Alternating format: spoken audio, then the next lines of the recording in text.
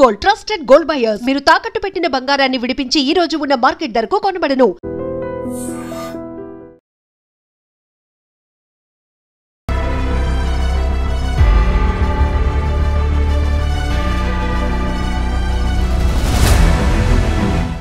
నమస్కారం, welcome to I dream. నేను మీ సంగీత. Group 1 main exam దానిపైన కోర్టు ఒక కీలకమైన తీర్పు వెలువరించింది.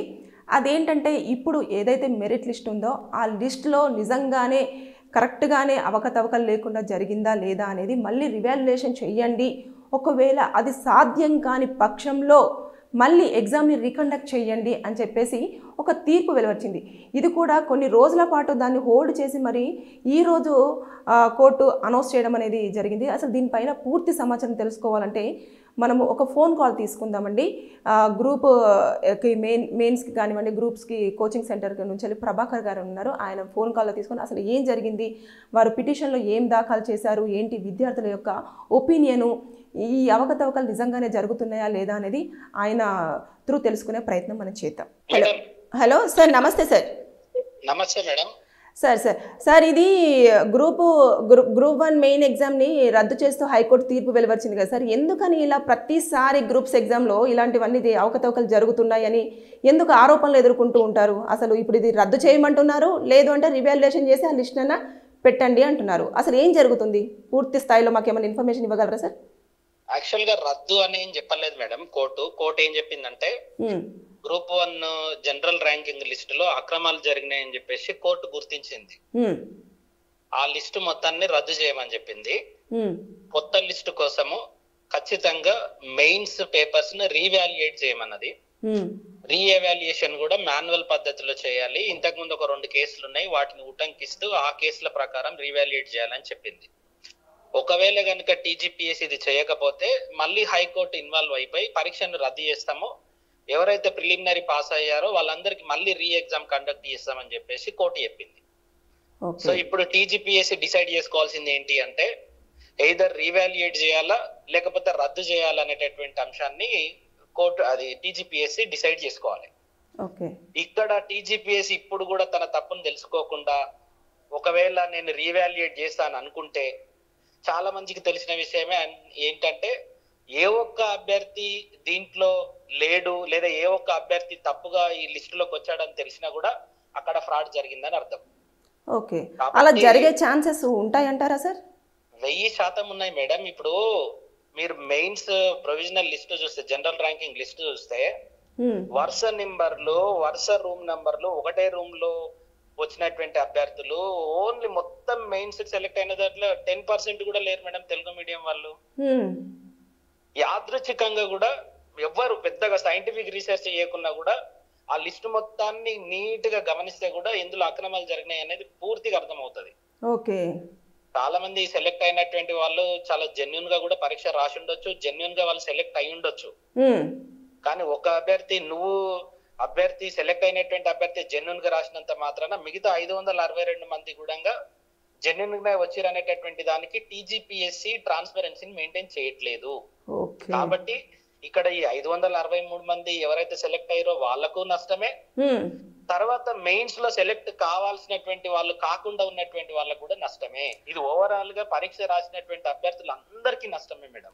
అవును సార్, ఇప్పుడు మీరు అంటున్నట్టుగా మనం ఇంత ప్రాసెస్ అన్ని చేస్తున్న టైంలో కొంతమందికి ఏజ్ లిమిట్ అని ఉంటుంది, అది క్రాస్ అయిపోయే ఛాన్సెస్ ఉంటాయి కదా సార్. అప్పుడు జాబ్ అనేది వాళ్ళు లాస్ అయ్యే ఛాన్సెస్ ఉంటుంది కదా మేడం. ఏజ్ లిమిట్ అయిపోతే ఏజ్ పెంచమని చెప్పేసి గవర్నమెంట్ రిక్వెస్ట్ చేయొచ్చు.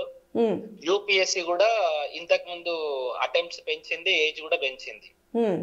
కానీ ఒక్క 4 అభ్యర్థులు అక్రమంగా టీజీపీఎస్సీ ద్వారా నియామకం అయ్యి ఈ స్టేట్ సర్వీస్ లోకి వచ్చినా కూడా అది రాష్ట్ర ప్రజల్ని వాళ్ళు ఎంత పీల్చి పిప్పి చేస్తారు, ఎంత అవినీతికి పాల్పడతారు భవిష్యత్తులో మీరు ఒకసారి ఊహించండి. అవినీతి ద్వారా రిక్రూట్ అయిపోయి గ్రూప్ 1 జాబ్ చేసే అభ్యర్థి ద్వారా సేవలు పొందేటంత దౌర్భాగ్య స్థితి ఈ తెలంగాణ రాష్ట్రానికి లేదు. ఎంతో మంది ఈ తెలంగాణ రాష్ట్రంలో విద్యార్థులంతా కూడా ప్రాణాలు అర్పించిన తర్వాత తెలంగాణ వచ్చింది. కానీ ఈ విధంగా ట్రాన్స్పరెన్సీ లేకుండా ఎగ్జామ్స్ పెట్టేసి మేము ఏది చేస్తే అది నడవాలి అని అంటే ఎట్లా మేడం? ఈ ప్రజాస్వామ్యమే కదా. అంటే సార్ ప్రతిసారి తెలుగు మీడియం స్టూడెంట్సే ఎక్కువ ఆందోళన దిగడం కానివ్వండి, వారే అన్యాయం జరుగుతుందని చెప్పేసి పిటిషన్లు దాఖలు చేయడం కానివ్వండి, ఇవన్నీ మనం ఎక్కువ స్థాయిలో చూస్తూ ఉంటాం. నిజంగానే తెలుగు మీడియం స్టూడెంట్స్కి అన్యాయం జరుగుతుందంటారా ఈ groups exams? Telugu states Telugu medium వాళ్ళు ఎక్కువ మంది ఉన్నారు. 2011లో లాస్ట్ గ్రూప్ 1 వచ్చింది. అది కూడా కోర్టుకు పోయి రకరకాల వివాదాల తర్వాత రిక్రూట్ అయిపోయింది. 2011లో పరీక్ష రాసినటువంటి వాళ్ళు కూడా ఇప్పటికి ఇట్లనే ఉన్నారు మేడం. అంటే 2025లో ఉన్నాం మనం.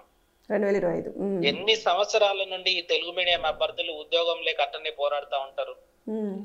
తెలుగు మీడియం అనే కాదు, ఇప్పుడు ఆరోపణలు చేసినటువంటి దాంట్లో ఇంగ్లీష్ మీడియం వాళ్ళు కూడా చాలా మంది ఉన్నారు మేడం.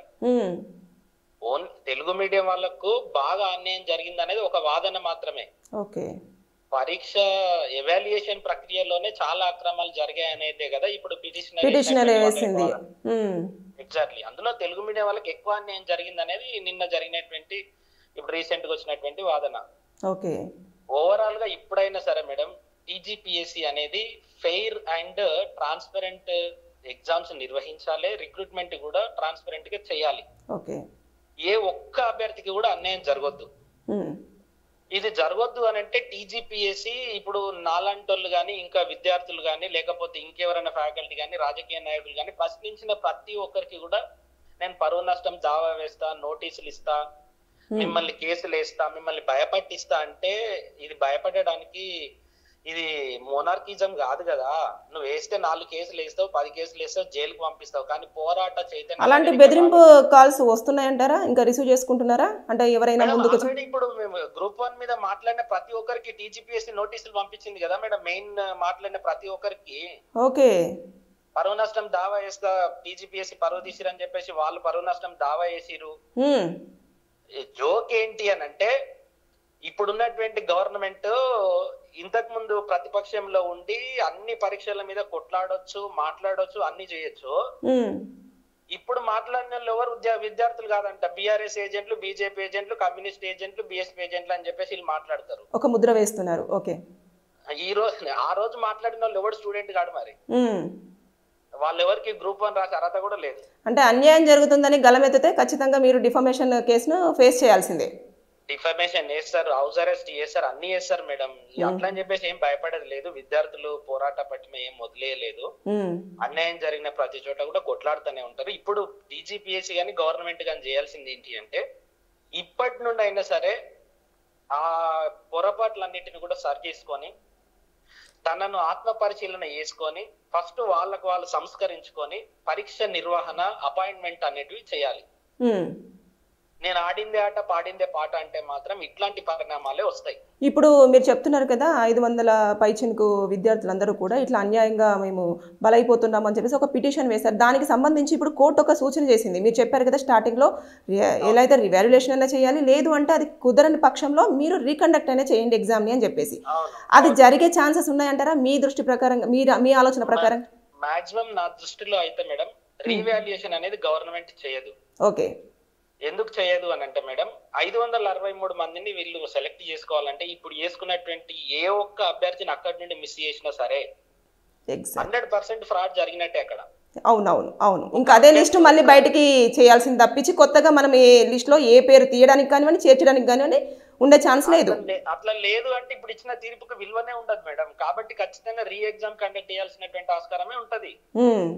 ఈ రోజు సుప్రీంకోర్టు పోతే ప్రాసెస్ డిలే అవ్వడం తప్ప ఇక్కడ జరిగినటువంటి నాన్ ట్రాన్స్పరెంట్ విధానాలు ఏం మారవు మేడం. కాబట్టి ట్రాన్స్పరెంట్ గా ఎగ్జామ్ కండక్ట్ చేసి ట్రాన్స్పరెంట్ గా ఎవాల్యుయేషన్ చేయాలి. ప్రతి చోట మేము ట్రాన్స్పరెంట్ మెయింటైన్ చేస్తున్నామని చెప్తున్నారు కానీ ఇప్పుడు చాలా రకాలైనటువంటి ఆరోపణలు చేసిరు విద్యార్థులు. ఏ ఒక్క ఆరోపణకి కూడా టీజీపీఎస్సీ అంటే ఇప్పుడు ఆ పిటిషన్ లో మెయిన్ గా అదొకటి ఉండి ఇంకా ఏం పాయింట్స్ చేర్చారంటారు సార్ ఆ పిటిషన్ లో? అంటే వాల్యుయేషన్ అనేది సైంటిఫిక్ మెథడ్ లో జరగలేదని చెప్పడానికి అక్కడ ఉన్నటువంటి ఆర్డర్ ఆఫ్ నంబర్స్ గానీ లేకపోతే మీడియానికి సంబంధించినటువంటి ఇష్యూస్ గానీ తర్వాత ఒకే సెంటర్ నుండి ఎక్కువ మంది సెలెక్ట్ కావడం కానీ ఇవన్నీ కూడా జరిగినాయి మేడం. ఇవన్నీ కూడా అనుమానాలు ఉన్నాయి కాబట్టి అవన్నీ కూడా హైకోర్టుకు సమర్పించడం జరిగింది విద్యార్థులు. అక్కడ నుండి హైకోర్టు చాలా పరిశీలించి రిజర్వ్ లో పెట్టి కూడా 5-6 నెలలు అవుతుంది మేడం. వాదనలను అయిపోయిన తర్వాత ఇప్పుడు రిజర్వ్ లో పెట్టినటువంటి తీర్పును వెల్లడించారు. గవర్నమెంట్ ఏ పర్టికులర్ సందర్భంలో కూడా అఫిడవిట్ ఇచ్చినప్పుడు వాళ్ళు ఎక్కడ కూడా అకౌంటబిలిటీగా అఫిడవిట్ ఇచ్చినటువంటి సందర్భం అయితే చూడలేము. ఎంతసేపు వీళ్ళు చేసింది తప్పు, దీనివల్ల వీళ్ళకి అన్యాయం జరుగుతుంది అని వాళ్ళు కాపాడుకోవడానికి ప్రయత్నం చేసిరు తప్ప లేవనెత్తినటువంటి అంశాలకు అకౌంటబుల్ గా జవాబు చేసినటువంటి సందర్భాలు ఏం లేవు మేడం దాంట్లో. ఓకే, ఇప్పుడు మళ్ళీ మీ ఉద్దేశం ప్రకారం ఎగ్జామ్ రీకండక్ట్ చేస్తేనే అన్ని రకాలుగా సేఫ్ అని చెప్పేసి మీరు అనుకుంటున్నారు, అంతేనా సార్? 100% మేడం. రైట్. ఎందుకంటే ఇప్పుడు ఉన్నటువంటి వాళ్ళతోటే ఇప్పుడు ఆ ఎగ్జామ్ రీవాల్యుయేట్ చేస్తే మళ్ళా అదే ఎవాల్యుయేటర్లను పెడతారు, వాళ్ళకి నచ్చినటువంటి విధంగానే మళ్ళీ ఒక లిస్ట్ బయటకు వస్తుంది. రైట్. థ్యాంక్ యూ సార్, మీ విలువైన ఇన్ఫర్మేషన్ మాకు అందించినందుకు thank you so much sir.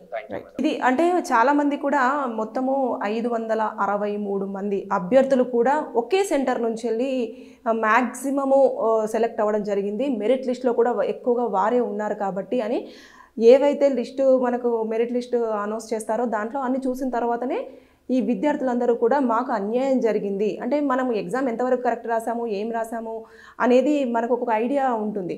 దీని ప్రకారంగా అందులో కొన్ని పాయింట్స్ అన్నీ కూడా పెట్టేసి వాళ్ళు పిటిషన్ వేశారు, కోర్టు దాన్ని చేసి 5-6 నెలల పాటు దాన్ని హోల్డ్ చేసి ఈరోజు అనౌన్స్మెంట్ ఇచ్చింది. దాంట్లో కూడా కోర్టు స్పష్టం చేసిందండి. ఏం చేసింది అని అంటే హైకోర్టు కూడా ఎగ్జామ్ని ఏమీ రద్దు చేయట్లేదు, కానీ మీరు మళ్ళీ ఒక్కసారి రివాల్యుయేషన్ చెయ్యండి అని చెప్పేసి సూచించారు. కానీ ఒకవేళ రివాల్యుయేషన్ చేశారు అనుకోండి, ఏమవుతుంది, ఎవరైతే మనము మెంబర్స్ని చూపించామో ఆ మెంబర్స్ మాత్రమే మళ్ళీ మెరిట్ లిస్ట్లో మళ్ళీ వాళ్ళే రావడం జరుగుతుంది. ఎందుకంటే ఒక కొత్త మెంబర్ యాడ్ అయినా, కొత్త మెంబర్ని మనము ఒక మెంబర్ని తీసేసినా కూడా నిజంగానే ఇక్కడ అవకతవకలు జరిగాయి అని చెప్పేసి అది ఇంకా పెద్ద స్థాయిలో కూడా లేవనెత్తి ప్రశ్నలు, చాలా వరకు ప్రశ్నలు లేవనెత్తుతాయి, నిరసనలు ఇవన్నీ కూడా జరిగే అవకాశం ఉంటుంది. కాబట్టి కోర్టు చాలా నీట్గా మళ్ళీ బెటర్ ఎగ్జామ్ని రీకండక్ట్ చేయండి అని చెప్పడం జరిగింది. అంటే ఏదేమైనా సరే విద్యార్థులు మాత్రం చాలా ఆందోళన వ్యక్తం చేస్తూ ఉన్నారు.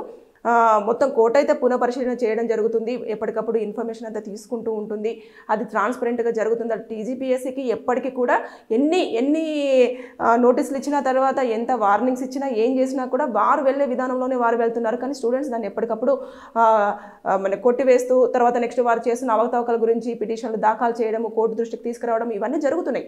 అయినప్పటికీ కూడా అందుకని చెప్పేసి అప్పుడెప్పుడు నోటిఫికేషన్ వస్తే మళ్ళీ రీసెంట్గా నోటిఫికేషన్ వచ్చి ఎగ్జామ్ కండక్ట్ చేసినా కూడా అది లిస్ట్ అనేది హోల్డ్ అయిపోవడం జరిగింది. అంటే ఎవరైనా సరే న్యాయంగా చదివి మంచి మెరిట్ లిస్ట్లో పాస్ అయ్యి ఉద్యోగం తెచ్చుకున్న వారికి మాత్రమే ఎలిజిబిలిటీ ఉంటుంది, కానీ ఊరికే బ్యాక్ డోర్ నుంచి వచ్చిన వారికి మాత్రం కాదు అనేది విద్యార్థుల ఆవేదన. ఏదేమైనా సరే ఇంకా మున్ముందు ఈ విషయం ఏ విధంగా చూడాలి అనేది మనం వేసి చూడాల్సిందే. బెటర్ నా ఉద్దేశంలో ఉన్న ప్రకారం కూడా ఎగ్జామ్ అనేది గ్రూప్ 1 మెయిన్ ఎగ్జామ్ మళ్ళీ రీకండక్ట్ చేస్తేనే అన్ని విధాల శ్రేయస్కరం అనేది నేను కోరుకుంటున్నాను.